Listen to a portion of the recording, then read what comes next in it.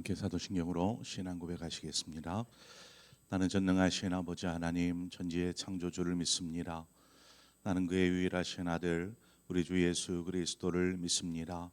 그는 성령으로 잉태되어 동정녀 마리아에게서 나시고 본디오 빌라도에게 고난을 받아 십자가에 못 박혀 죽으시고 장사된 지 사흘 만에 죽은 자 가운데서 다시 살아나셨으며 하늘에 오르시어 전능하신 아버지 하나님 우편에 앉아 계시다가 거기로부터 살아있는 자와 죽은 자를 심판하러 오십니다. 나는 성령을 믿으며 거룩한 공교회와 성도의 교제와 죄를 용서받는 것과 몸의 부활과 영생을 믿습니다. 아멘. 우리 함께 찬송가 182장 강물같이 흐르는 기쁨 성령 강림함이라. 우리 함께 찬송하도록 하겠습니다. 찬송가 182장입니다.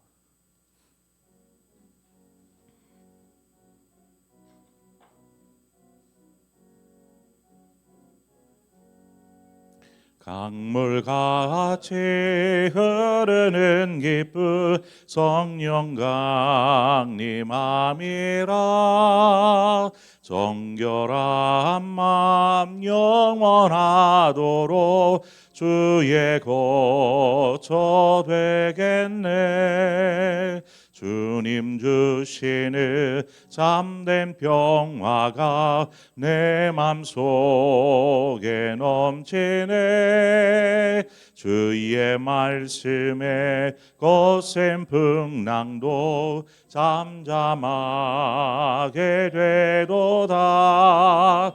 나의 생명 솟생케 됨을 성령이 마심이라.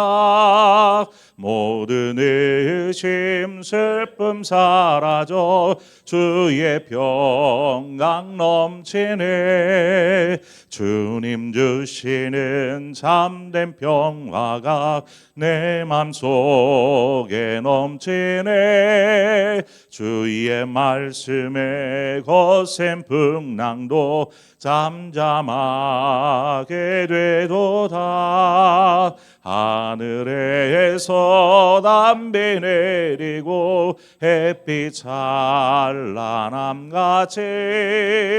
우리 마음에 성령이 주님 보내심이라.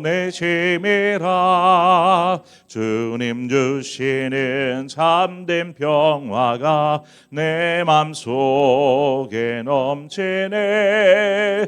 주의 말씀에 거센 풍랑도 잠잠하게 되도다. 생명시인에 넘쳐 흘러서 마른 광야 적시니 의의 열매 무르익어서 주수를 기다리네.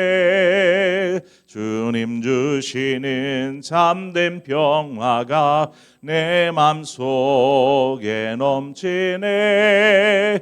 주의 말씀에 거센 풍랑도 잠잠하게 되도다. 놀라우신 주의 은혜로 그의 얼굴 뵙겠네. 평화로운 안식처에서 영원토록 쉬겠네. 주님 주시는 참된 평화가 내 맘속에 넘치네. 주의 말씀에 거센 풍랑도 잠잠하게 되도다.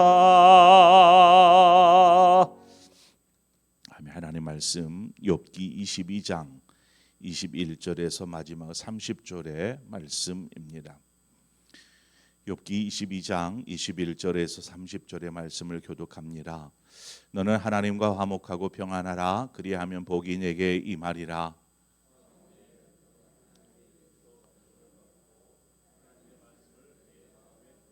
내가 만일 전능자에게로 돌아가면 네가 지음을 받을 것이며 또 네 장막에서 불의를 멀리하리라.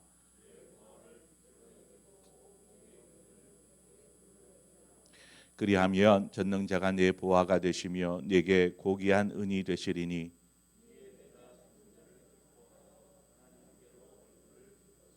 너는 그에게 기도하겠고 그는 들으실 것이며 너의 소원을 내가 갚으리라.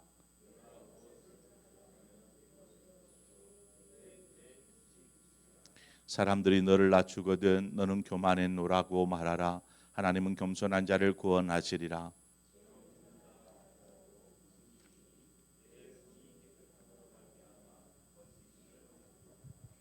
아멘. 하도 더워서 자켓을 벗었습니다. 양해 바랍니다. 한 번도 안 벗었는데 왜 이렇게 찜통인지. 지금껏 욥을 향하여서 추정이지만 욥이 범한 죄를 막 이야기하기도 하고 하나님을 모독하는 자요 또 행악하는 자라 이런 막말을 쏟아냈던 엘리바스가 뭔가 인자한 믿음의 사람이 된 것처럼 오늘 본문의 내용은 다 그렇지 않습니까? 너무나 귀한 은혜의 이야기들을 이렇게 하고 있습니다. 엘리바스는 욥을 이미 이제 죄인이라고 단정하였습니다. 그래서 하나님 앞에 회개를 촉구하는 것이죠. 그러면 회개한 이후에 오늘 본문과 같은 하나님의 은혜가 임할 것이다라고 말하고 있는 것입니다. 자, 이전에 엘리바스가 욥의 행위를 문제 삼았었는데 엘리바스도 욥이 어떤 삶을 살았는지 고난 이전에 어떤 삶을 살았는지 엘리바스도 알고 있었습니다. 그래서 처음 엘리바스가 욥에게 이야기할 때 그 내용을 언급하는데 욥기 4장 3절 4절에 가보면 보라 전에 내가 여러 사람을 훈계하였고 손이 늘어진 자를 강하게 하였고 넘어지는 자를 말로 붙들어 주었고 무릎이 약한 자를 강하게 하였거늘. 욥의 삶이 그랬다라는 것입니다. 분명히 엘리바스도 알고 있었어요. 욥은 경건하고 순전한 삶을 살지 않았습니까? 1장에서도 누누이 얘기하는 것처럼 그걸 이제 엘리바스도 뭐 가까이서는 모르겠지만 멀리서 들어 알고 있었습니다. 그러나 욥이 고난을 당한 이후 엘리바스의 태도가 돌변합니다.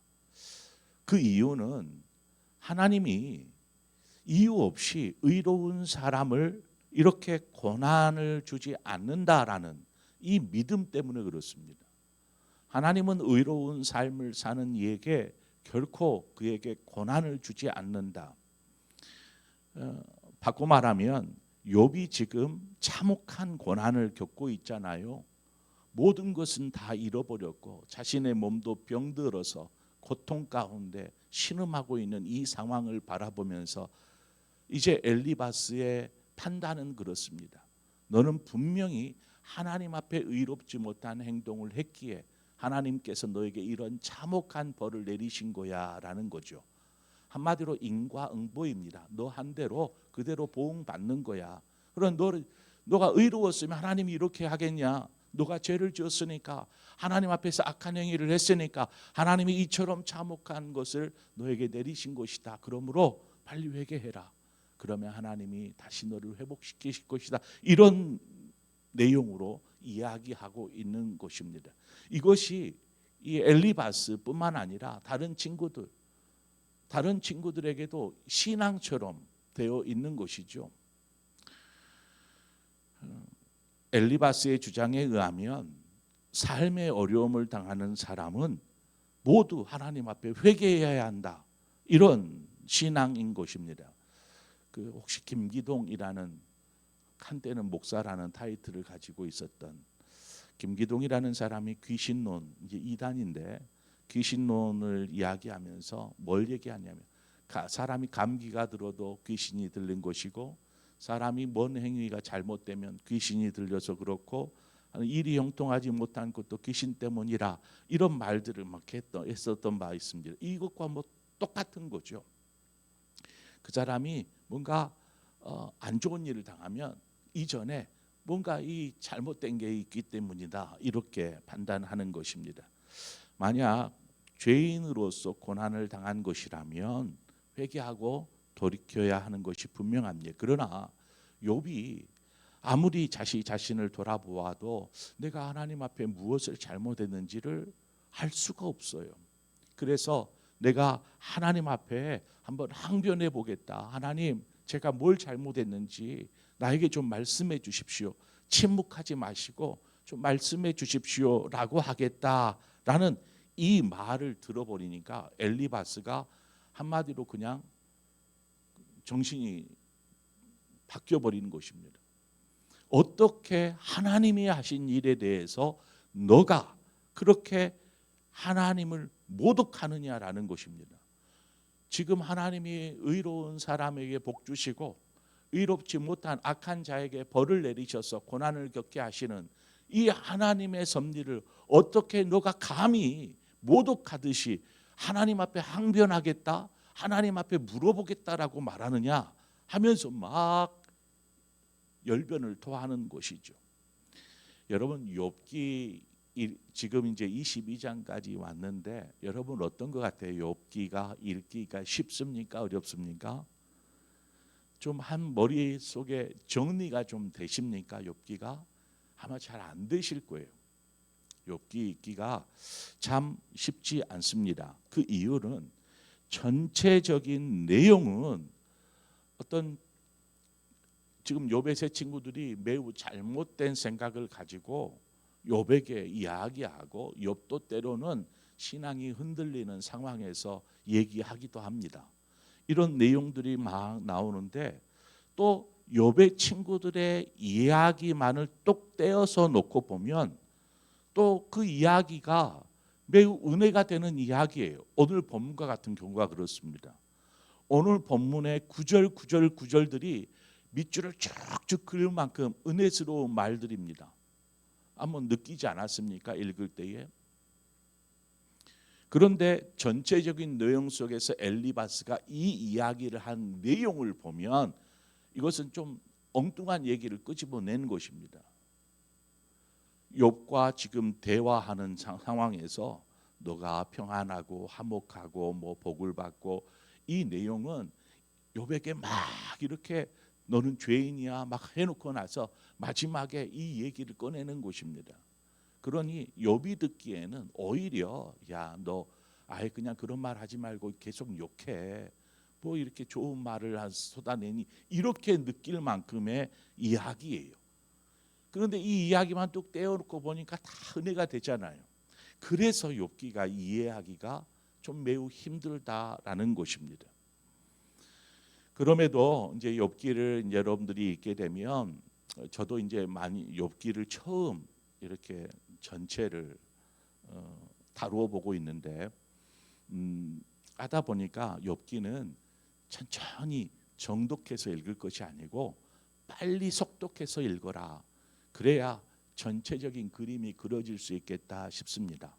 그래서 욥기 같은 경우에는 빨리 넘겨서 아 이런 내용이구나라고 이해를 하는 것이 좋겠다 싶어요. 그리고 또 욥기에 보면 이런 구절들이 얼마나 은혜가 됩니까?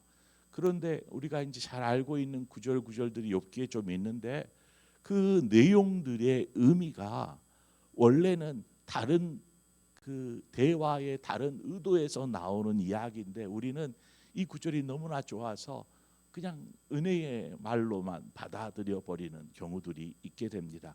뭐 그렇다고 해서 구절들에서 은혜를 찾고 은혜 그 나름의 의미를 부여하는 것도 저는 큰 문제가 되지 않는다라고 보여집니다. 자, 그러면 이런 상황 속에서 엘리바스가 오늘 이야기하는 내용 속에서 얼마나 멋진 은혜의 구절들이 그의 입술을 통해서 나오는지 한번 보시죠. 21절입니다. 너는 하나님과 화목하고 평안하라 그리하면 복이 내게 임하리라 말씀하고 있습니다. 엘리바스는 욥에게 하나님과 화목해라 이 권면을 지금 하고 있습니다. 화목이라는 것이 무엇입니까? 화목은 관계를 이야기하는 단어입니다. 관계, 두 사람 간의 관계, 어떤 대상과의 관계. 하나님과 화목하기 위해서 가장 중요한 것이 무엇이라고 여겨집니까?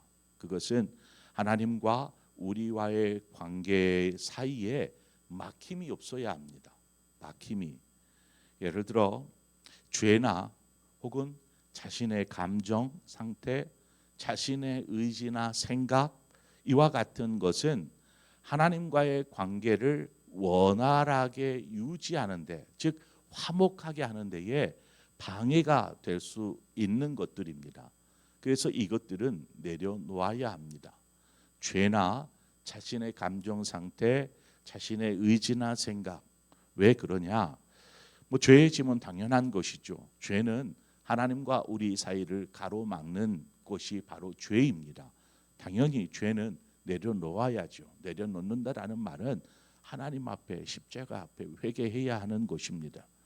그리고 또 하나님과의 관계를 화목하기 위해 우리의 불안함과 염려와 두려움들, 이것도 내려놓아야 합니다.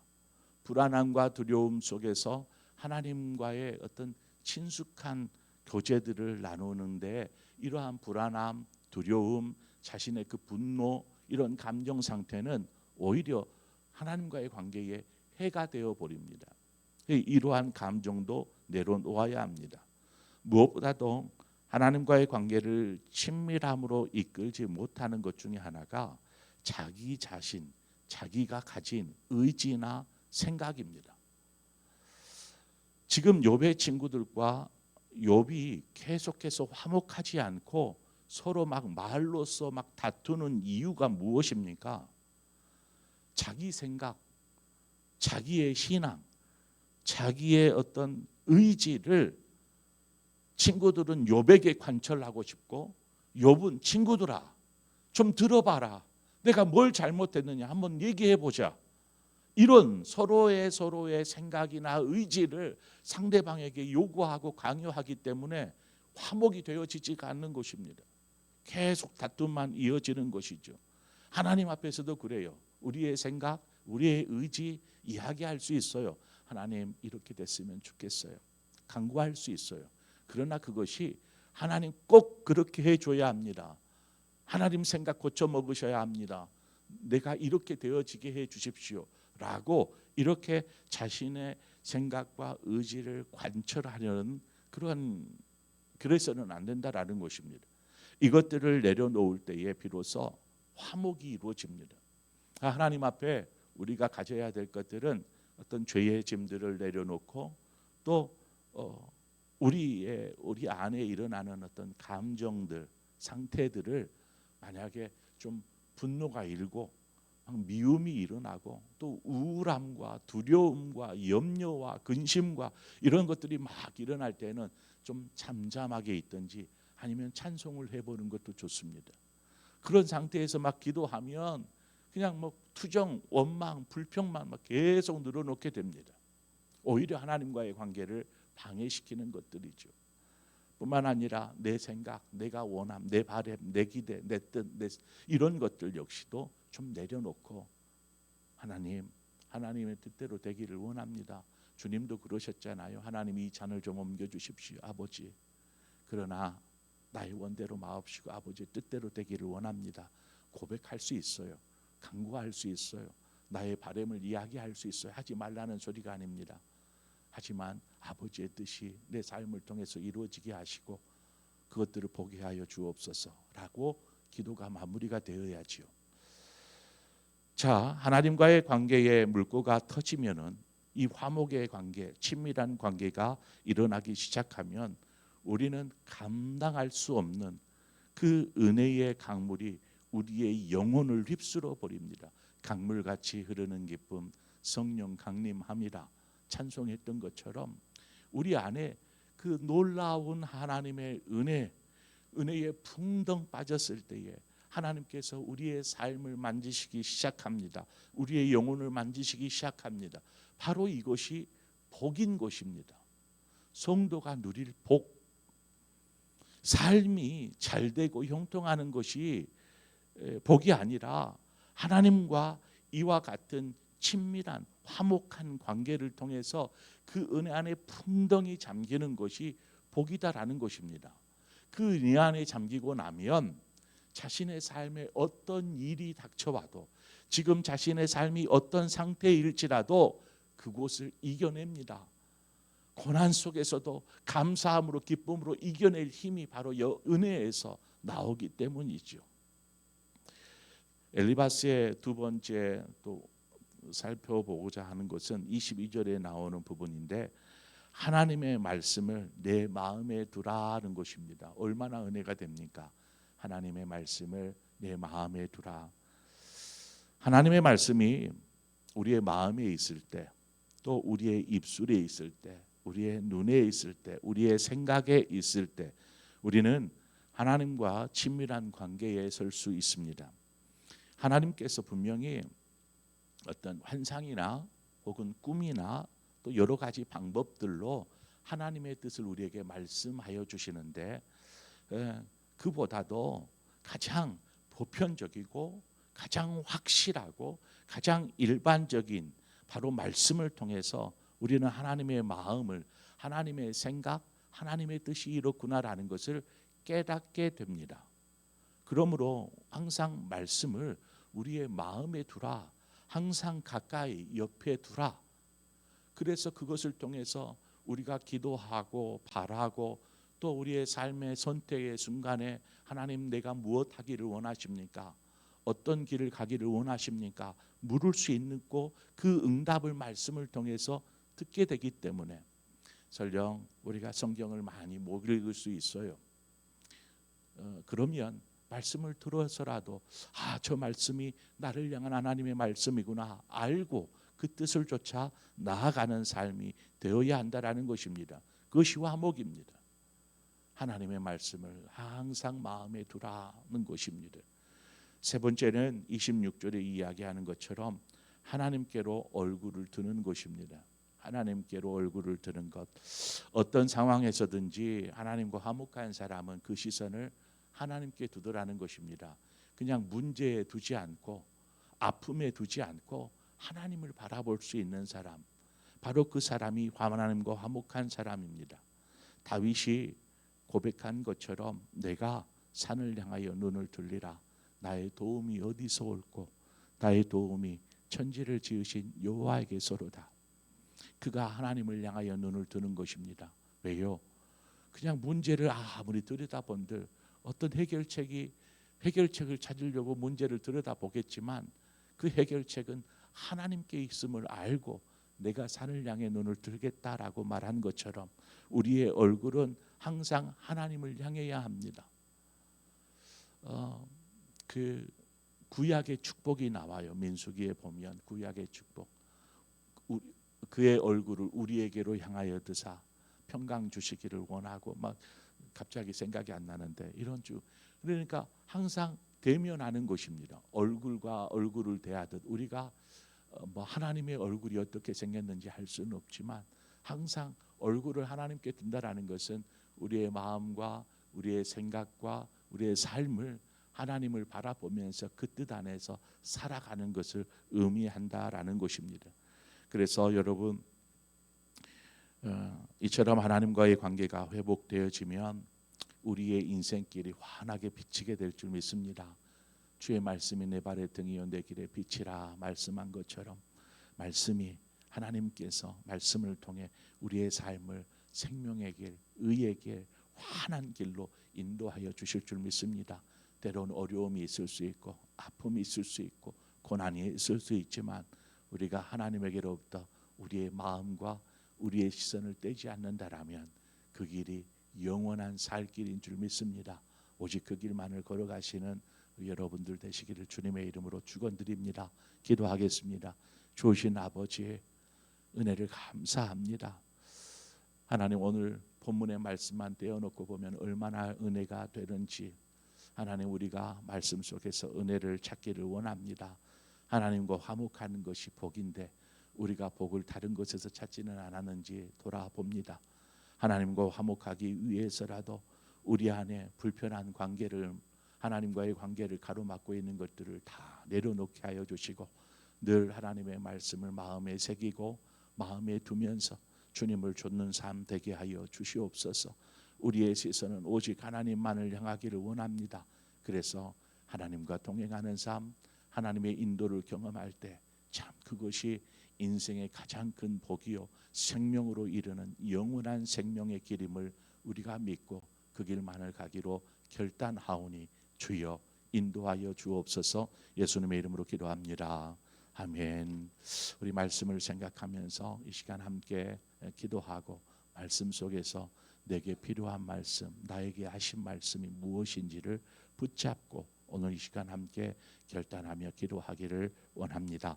그리고 더불어서 우리가 기도할 것은 우리 이번 주 토요일 주일 이제 유치부 성경학교가 계획되어져 있습니다. 열심히 지금 막 준비하고 있는데 여러분 그 준비를 위해서 기도해 주시고 기도보다 앞서지 않게 하여 주시고 그 어린 아이들이 하나님을 아름답게 찬송하며 율동하고 하는 그것을 통해 하나님 영광 받으시는 성경학교가 될 수 있도록 위해서 기도해 주시고 또 세계 열방을 향하여서 여러분 우리 함께 기도하십시다. 그리고 여러분 각자의 기도의 제목으로 기도하시다 자유롭게 돌아가시겠습니다. 함께 기도하겠습니다. 좋으신 하나님 아버지 은혜를 감사합니다. 하나님 이 새벽 우리를 부르신 아버지 감사합니다. 오늘 주신 말씀들을 우리가 다시 한번 우리의 마음 깊숙이 새기기를 원합니다. 하나님과의 화목